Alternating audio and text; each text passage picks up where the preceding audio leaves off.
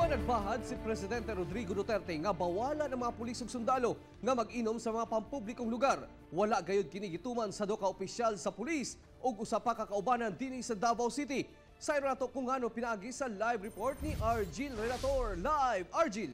Real wala gayud pakyasa sa tulo ka mga pulis nga supakon ang kamanduan ni Pangulong Rodrigo Duterte human sila makuhaan og video nga nag-inom sulod sa usa ka food chain dinhi sa Davao City.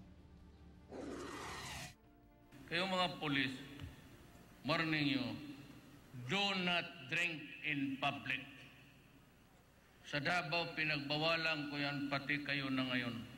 All over the Philippines. You do not enter into drinking places. Kasi wala kayong gawin. Paglasing na, kayo ang tigas.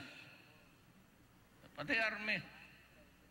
Kini ang bahad ni Pangulong Rodrigo Duterte sa mga pulis ug sundalo nga makita nga mag-inom sa pampublikong lugar, ilabi na sa mga bar. Wala ray usa ka bulan human nagpagula og pahayag ang Pangulo. Sa video nga gi-post sa broadcaster nga si June Digamon sa social media page sa usa ka radio station, makita ang duha ka lalaking pulis ug usa ka babaeng pulis nga nasa lipdan. Giingong nag-inom matud pa ang maong mga pulis sulod sa usa ka branch sa food chain nga nahimutang sulod sa mall sa Bahada, Davao City, Martes sa hapon nga naabdan matud pa og gabii. Kay nakainom, aligasyon nga dagko na kayo og tingog ang duha ka opisyal nga nakadisturbo na matud pa sa ubang customer. Dugang aligasyon nga gitulak pa kuno sa pulis ang crew sa maong food chain ug gibaharang balikan. Base sa news release nga gipagula sa Regional Internal Affairs Service kon RIAS 11. Gila ang mga pulis sa video nga sila si Police Superintendent Danilo Palyado, Chief sa Investigation Section sa RIAS 11, Police Inspector Freddy Viernas nga Deputy Chief sa samang departamento sa PNP ug usa ka SPO3 Myla Duro. Gipa-imbestigahan na ni RIAS 11 Director, Police Chief Superintendent Jose Carumba ang maong hitabo. Samtang nagapadayon ang investigasyon, girelieve na sa pwesto ang tulo.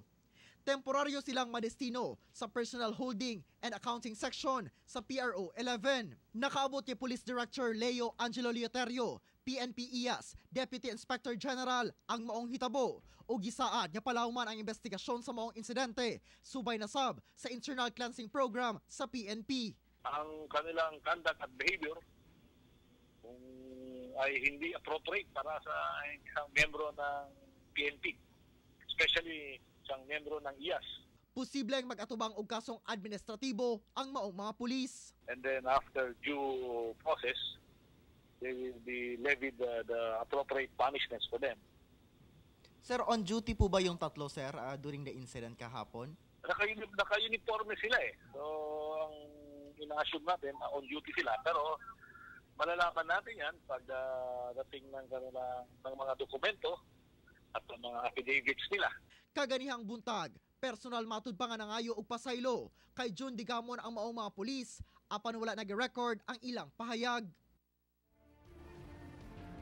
Real dismayado ang PNP IAS sanglit ang mga pulis kuno. Nagilauman nila nga mahimong mas disiplinado og ehemplo sa mga kaubanang pulis mao hinuoy nag-una-una sa paghimo kuno og iskandalo. Real. Argil, contrary to the reality kayo ba kay taga-RIA sila nga sila ang mudungog sa mga kaso sa mga pulis pero sila karon ang dunggon sa ilahang maong kaso na pasaylo na sila sa katong nakakita ingon man sa atong kauban sa buhat pero kumusta ang kaso magpadayon magyapon.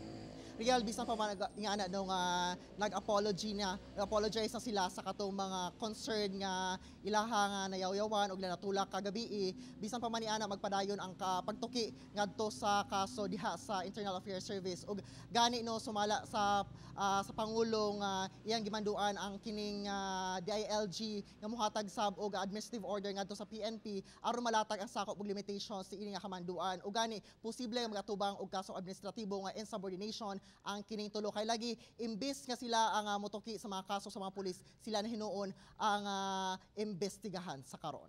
Real. Okay, daghang salamat Argil Relator.